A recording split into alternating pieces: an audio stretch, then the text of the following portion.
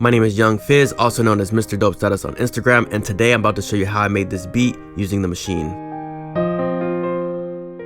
Typically, the way I start a beat is I start with the melody. A lot of times I'll have Complete Control software open, and I'll have my Native Instruments Control S61 Mark III, and I'm able to quickly adjust my sound, just kind of tuning it to get the tone that I want. And then as soon as I get the tone that I want, I'll dump it inside of a Maschine and just go from there. So with this beat, I did just that. I like to think of myself as a minimalist producer, meaning I believe in the phrase that less is more. So I just kind of added a snap just to kind of keep the rhythm going.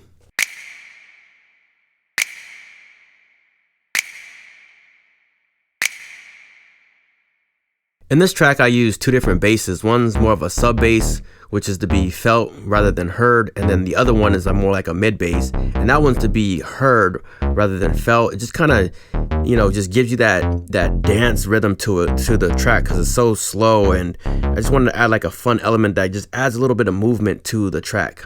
What I want to do now is break down the session, starting with the Rhodes, which was previously a piano, and I just wanted to add a little vibe to the track, just to make it sound more, I guess, sensual, just more kind of sexy type of vibe to it. So I started with this Rhodes here, and this Rhodes comes from the Electric Diamond Collection from Native Instruments, and I'll pull it up on the screen so you can see it here. And the preset that I'm using is called Vibe Alike, and I'm gonna go ahead and turn off all these here, and so you can hear what it sounds like in its rawest form. So when I played the piano to convert it to the Rhodes, this is what you have here.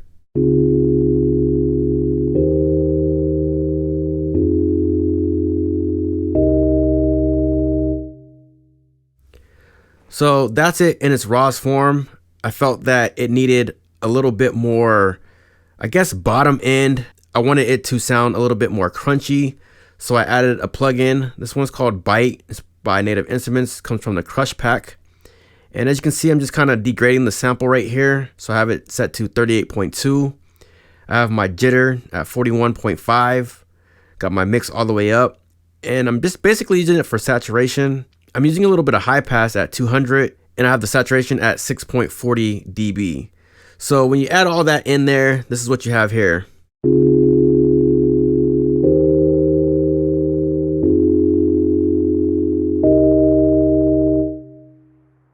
So again, before and then after. So this is before.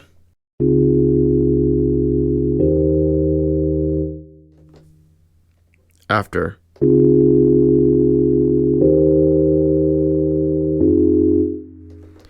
So you can hear how it kind of just really thickens up the whole sound and just has a really nice tone to it.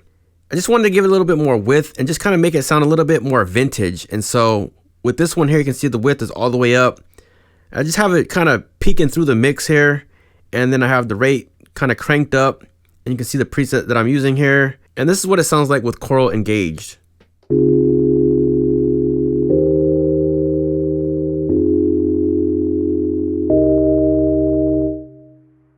And without.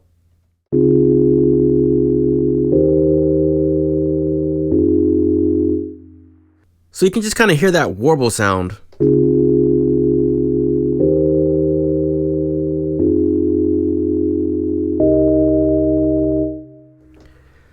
The next thing I added was the snap, and I'll come back to the other instruments later, but for me, the snap just kind of kept the groove going. So if you listen here, you'll hear the snap just kind of keeping that groove.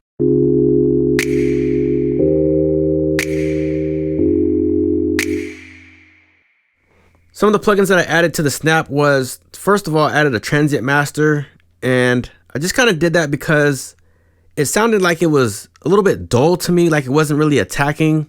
So I wanted to really emphasize that attack of that snap where it just kind of snaps. So I added the Transient master, and then for the reverb, I just added a simple reverb. And the idea was to get it to decay and to have like a splash, so it's like, and so when it decays, you can hear the next snap comes in and then it decays. So it's like snap, and it holds out, decays, and then you can hear it again. So let me go ahead and show you what I'm talking about here. So this is without the plugins here.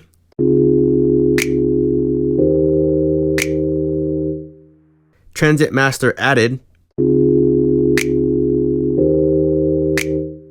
And then we have the reverb. Listen to the way it decays.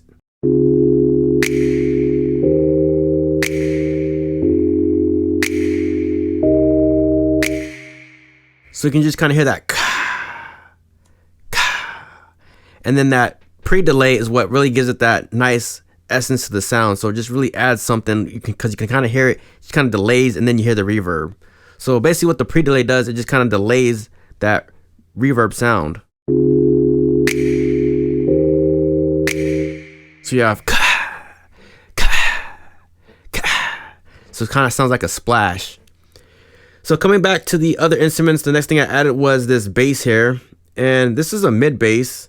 And so I'll just kind of play this. This comes in, I believe, on the build. So we'll go ahead and loop this here.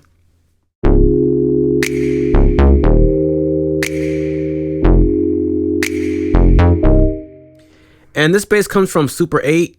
It's a preset called the Megatron. And I like Super 8 a lot because it has a lot of great basses out there. A lot of people, I think, overlook it. I don't see it being used or talked about a lot. So I do want to share that secret with you guys. If you guys need a great sounding bass, then you definitely want to check out Super 8, the VST from Native Instruments, and then check out the Megatron preset. And again, they have a lot of different presets out there, so just kind of comb through them. Cool basses for the Super 8. So with this one here, I added a EQ because I felt like the sound was a little bit, I want to say dark. I wanted to brighten up the sound just a little bit. So let me go ahead and solo the mid bass here and let you hear it by itself. I'm going to take out the snap so you can just focus on the bass. So this is before.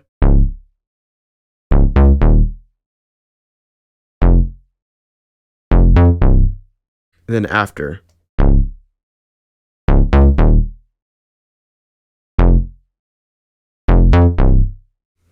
So just kind of adds a little bit of something to the track, just to kind of brighten it up. Now, something that I did with the bass here, for the verses, I kept it just simple. So you'll hear with the build, it was kind of hinting of where I'm going with the track. But when building the track for the verse, I just kept it simple. You'll just see a lot less notes. So let me show you what I'm talking about here.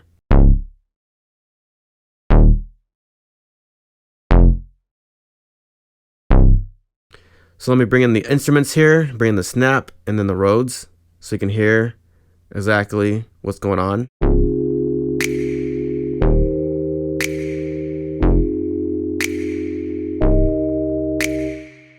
And then for the build, or even if I play it in section A, I just added a couple extra notes here.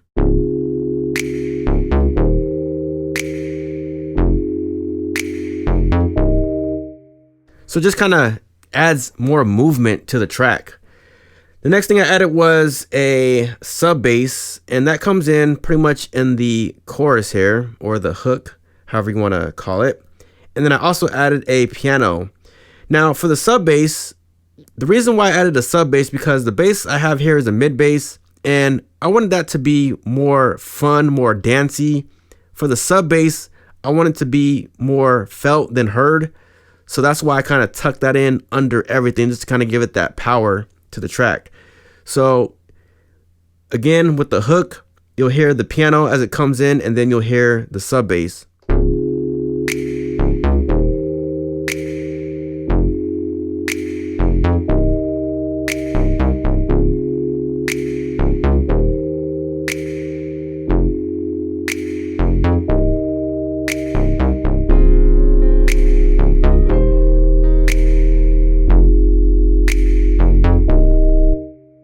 So it just gives you a sense of power going from that section A, or you can call that even a pre-hook, to the hook.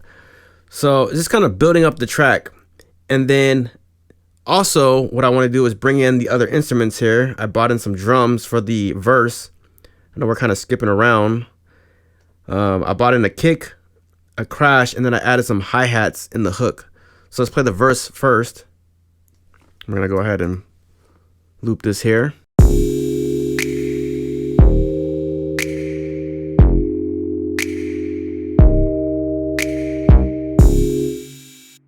So just a really nice vibe. And then again in the hook, I just added some hi-hats just to kind of keep the rhythm going.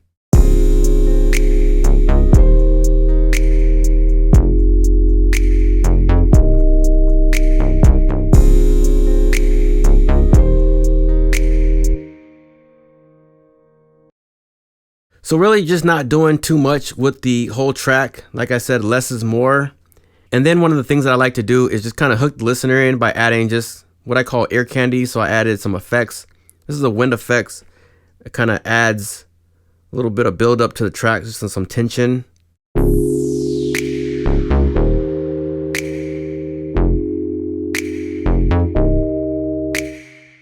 So it's like a transition sound to see what's coming next. And that is pretty much the whole track.